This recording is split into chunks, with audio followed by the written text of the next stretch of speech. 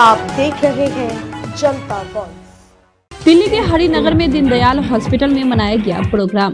यह प्रोग्राम में स्टाफ ने जमकर लुत्फ उठाया, जिसमें नाच गाना भी हुआ, अवार्ड भी दिया गया। कोविड के बाद दीनदयाल हॉस्पिटल में पहली बार ऐसा प्रोग्राम रखा गया था।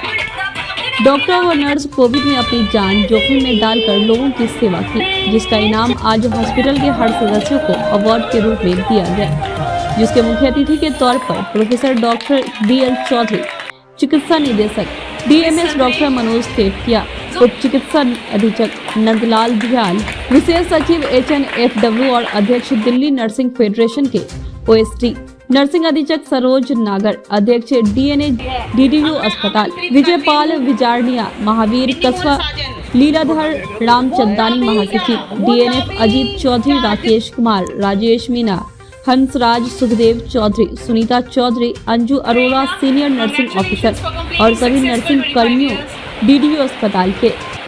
सुनीता चौधरी। मैं सभी को सबसे पहले हैप्पी इंटरनेशनल नर्सेज डे कहना चाहूँगी। जब हॉस्पिटल में आते हैं, घर की याद आती है आपके? बिल्कुल, हमारे बच्चे भी हैं, घर में सब परिवार भी है, हमें अपने सास ससुर को भी देखना होता है। सबसे बड़ी बात यह है कि कोविड में जो हम लोगों ने ड्यूटीज़ की हैं उसमें हमने सबसे ज़्यादा स्ट्रगल किया है।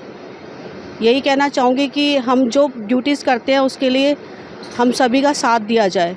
सुनीता जी, अभी कोरोना जब आया था तो देखा गया था आपने अपनी साथी को भी खो दिया था, उनके बारे में क्या कहना चाहिए?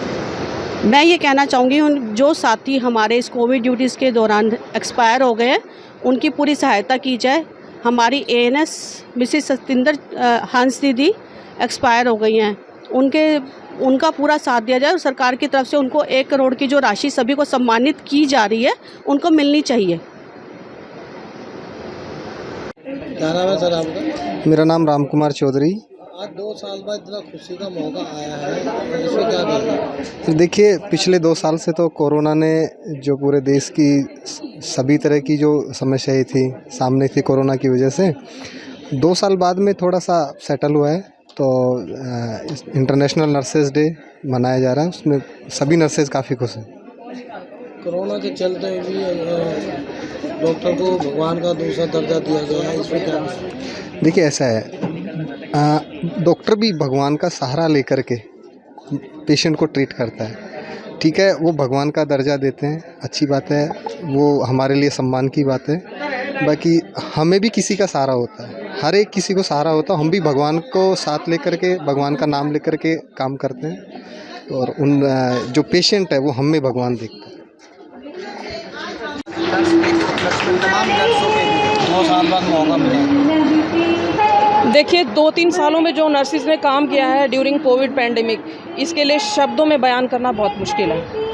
कुछ चीज़ें ऐसी होती हैं जो शब्दों में नहीं आ सकती, क्योंकि ये वो वक्त था जब हमारी नर्सिस, बॉयज़ एंड गर्ल्स अपने परिवार को छोड़ के और यहाँ 24 घंटे डे एंड नाइट टायरलेसली काम कर रहे थे। और ये वो वक्त भी था जब हमारी कई नर्सिस ने अपनी जान भी गंवाई।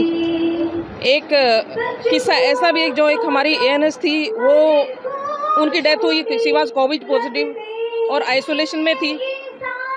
2 दिन के बाद ठीक उनके हस्बैंड की भी डेथ हो गई, जो अभी शायद जिक्र भी किया था। तो नर्सिस का जो योगदान है ड्यूरिंग कोविड, ये तो कमेंडेबल है, इसके लिए शब्द तो कम है, बहुत कम है।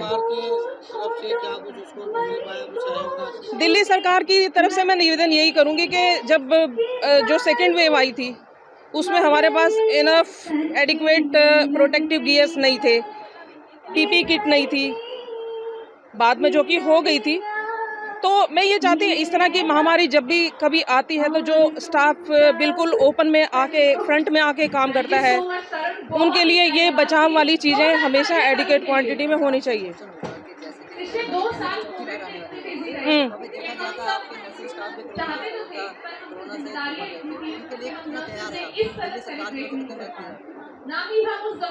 प्लीज एक बार क्वेश्चन रिपीट करें। देखा गया था कि कुछ समय पहले आपकी स्टाफ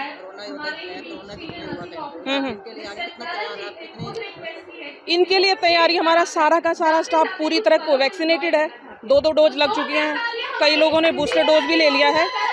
और दूसरी बात यह है कि अभी जब ये शुरू हुआ था तब लोगों में एक डर था, अब वो डर नहीं है। डर क्यों नहीं है? एक तो वैक्सीनेटेड हो चुके हैं, दूसरा उनको पता है कि हाउ टू प्रोटेक्ट देमसेल्फ, उनको पता है। दूसरी बात, जो कोरोना योद्धा है वो तो हमेशा फ्रंट में आके काम करते ही करते हैं। तो अगर हम डरेंगे तो पेशेंट का काम कौन करेगा? तो डर जैसी चीज़ हमारे पास नहीं है। हमारे बच्चे बहुत बहादुर हैं और आगे काम किया है उन्होंने, आके काम और करते रहेंगे।